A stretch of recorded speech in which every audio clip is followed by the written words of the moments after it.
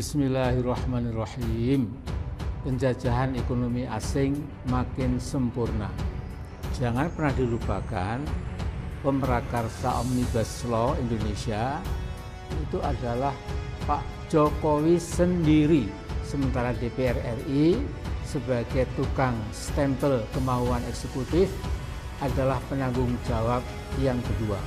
Lagu miris Omnibus Law itu menyanyikan Pak Jokowi sendiri ketika pelantikannya pada 20 Oktober tahun 2019 yang lalu, setahun yang lalu.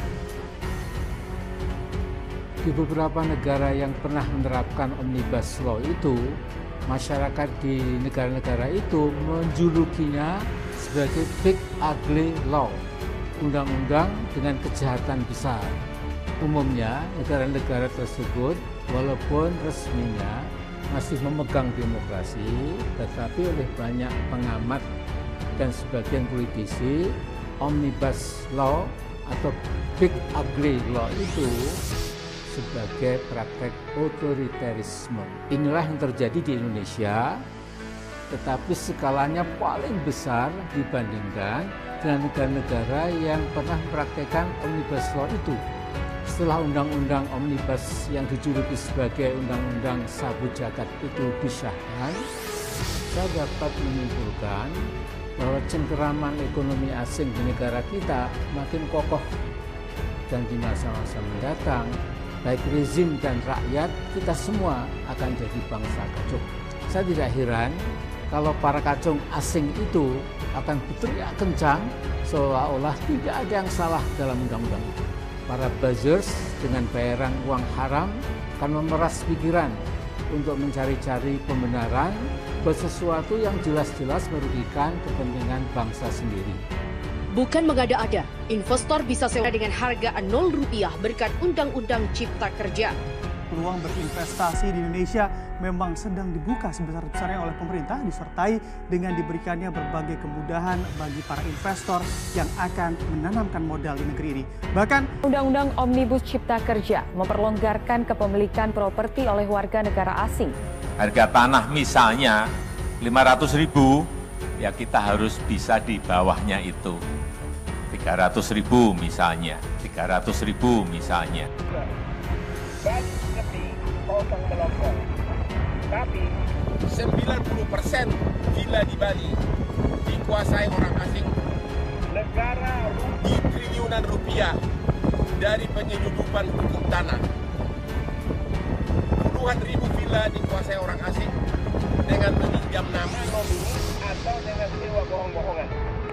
Tidak bayar pajak penjual pembeli, triliunan uang negara rugi dari transaksi penyelundupan hukum tanah di Bali, karena hampir semua villa dimiliki oleh orang asing, tapi bukan dengan cara jual beli, tapi dengan cara nomini Alibaba. Bali kosong, Bali.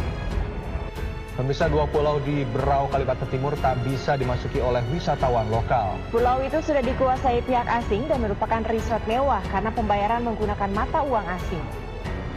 Di sini seharusnya ini tidak boleh terjadi untuk ini masih NKRI itu. Ini jelas NKRI, Bu.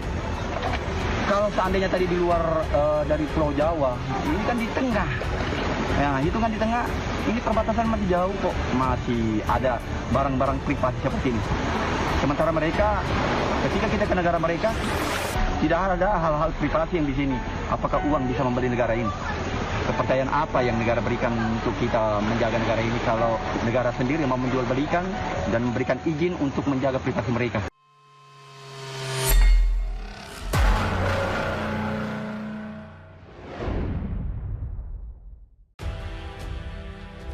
Bukan mengada-ada, investor bisa sewa dengan harga Rp0 berkat Undang-Undang Cipta Kerja. Pemerintah akan mempermudah proses masuknya investasi ke dalam negeri selain melalui regulasi Undang-Undang Omnibus Law Ciptaker, juga ada kebijakan yang mempermudah investasi masuk, terutama di bidang pengadaan tanah. Salah satu skenario yang disiapkan adalah investor akan dapat sewa tanah secara cuma-cuma alias Rp0 atau gratis. Menteri Agraria dan Tata Ruang Sofyan Jalil mengatakan dengan hadirnya Omnibus Law makin memantapkan kawasan-kawasan industri, kawasan ekonomi khusus. Saat ini pemerintah sedang membuat beberapa di lahan BUMN di Jawa Tengah, Jawa Barat, Subang untuk dikonversi menjadi kawasan ekonomi khusus. Sehingga masalah tanah tidak akan ada masalah lagi yang signifikan selama mereka melakukan investasi di kawasan industri yang telah ditetapkan. Sofyan kepada CNBC Indonesia Kamis 15 Oktober mengatakan, pemerintah akan memfasilitasi termasuk tanah. Sewa tanah juga akan diatur nanti bisa Rp0. Misal untuk kepentingan umum bisa diberikan insentif tanah untuk para investor. Jika ada suatu industri yang membutuhkan menciptakan lapangan kerja, tanah bisa diberikan harga yang sangat murah. Infrastruktur disiapkan oleh pemerintah dan hal itulah yang selama ini tidak bisa karena panjang aturan yang menghambat. Pernyataan Sofyan Jalil bukan kali pertama. Presiden Jokowi memang sedang mendorong relokasi pabrik-pabrik di luar masuk Indonesia. Para investor yang akan memasuki kawasan industri Batang, Jawa Tengah akan mendapatkan karpet merah. Melalui insentif lahan gratis, skema ini sudah lazim di negara seperti Vietnam yang lihai menarik para investor dunia. Jadi sistemnya agak berbeda, biasanya dijual beli lahan industri, kemarin-kemarin dibicarakan apa mereka sewa, apa itu jadi justru insentif. Sehingga seperti mereka masuk dulu sekian tahun, Anda free. Setelah sekian tahun Anda baru membayar, jadi sebenarnya ini akan jadi insentif yang cepat karena kita tidak akan bicara harga tanah jika posisi seperti ini, kata Gubernur Jawa Tengah Ganjar Pranowo. Menteri Perindustrian atau Menperin Agus Gumiwang Kartasasmita juga pernah mengatakan, kawasan industri Batang akan menjadi surganya para investor jika nanti mereka berminat membangun pabrik atau mendirikan usaha di sana. Pemerintah akan memberikan insentif kemungkinan besar untuk penggunaan lahan 10 tahun free charge. Jadi tidak perlu menyewa 10 tahun. Jelas Agus. Bismillahirrahmanirrahim. Penjajahan ekonomi asing makin sempurna. Jangan pernah dilupakan, pemrakarsa Omnibus Law Indonesia itu adalah Pak Jokowi sendiri.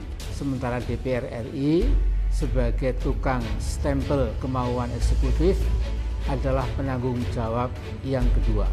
Lagu miris Omnibus Law itu menyanyikan Pak Jokowi sendiri ketika pelantikannya pada 20 Oktober tahun 2019 yang lalu, setahun yang lalu.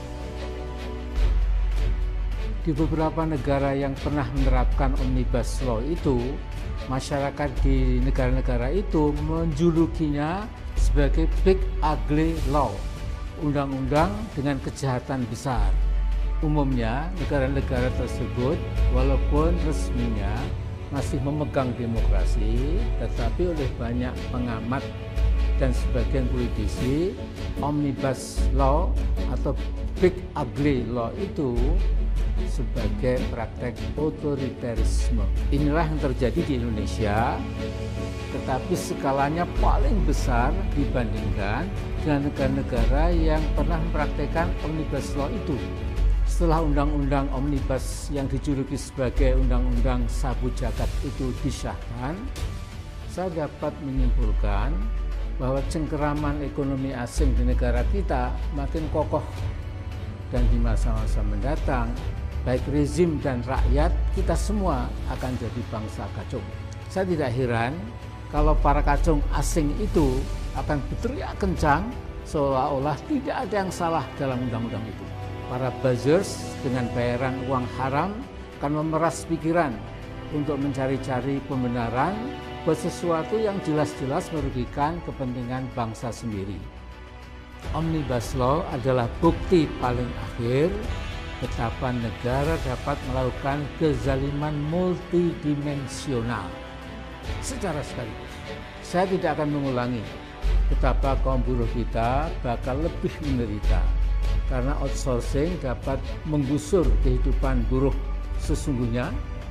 Kemudian juga pesangonnya akan dikurangi, tidak ada lagi UMSK, penetapan UMK yang pasti dipersulit, tidak ada jaminan kesehatan, pemecatan buruh yang sepenuhnya menjadi hak pemodal, dan lain sebagainya.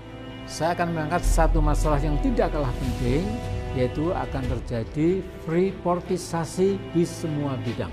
Seluruh pemodal asing yang diharapkan berbondong-bondong datang ke Indonesia akhirnya pasti akan memeras Indonesia. Freeport-McMoRan sudah lama bercokol di Papua dan bisa berbuat apa saja seperti negara dalam negara. Dari rezim Soeharto sampai rezim Jokowi, penghancuran lingkungan, penipuan pajak, dan pelanggaran HAM tidak pernah disentuh oleh pemerintah Jakarta. Saya kadang-kadang bingung, DNA macam apakah yang sesungguhnya itu ada dalam tubuh bangsa Indonesia. Bung Karno pernah mengingatkan, Indonesia itu bangsa besar.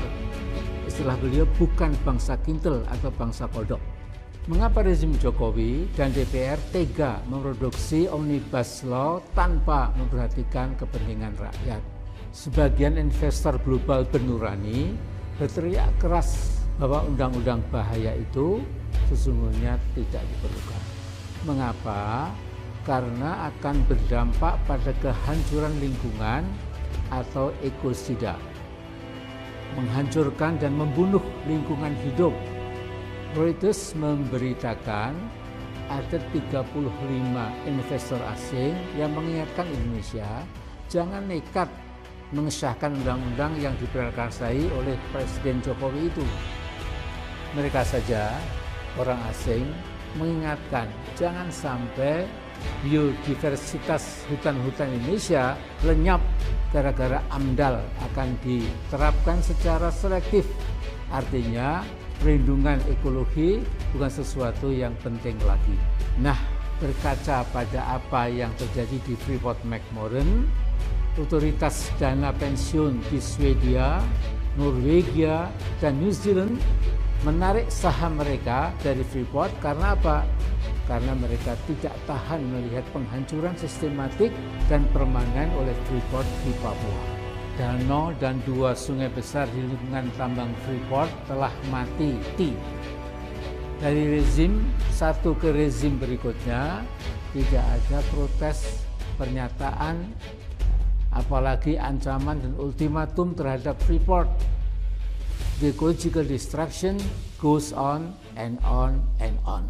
Di dalam literatur politik ada istilah gaffe, dump, and blind government. Pemerintah yang tuli, bisu, dan buta. Saya berharap rezim Jokowi jangan sampai seperti yang disindir Al-Quran, yaitu menjadi seburuk-buruk makhluk yang melata di atas muka bumi ini. Mengapa mereka tuli dan buta terhadap kebenaran? Bahkan mereka berani menantang dan melawan kebenaran. Ini ada di Al-Anfal ayat 22. Pak Jokowi cabut segera undang-undang yang berbahaya itu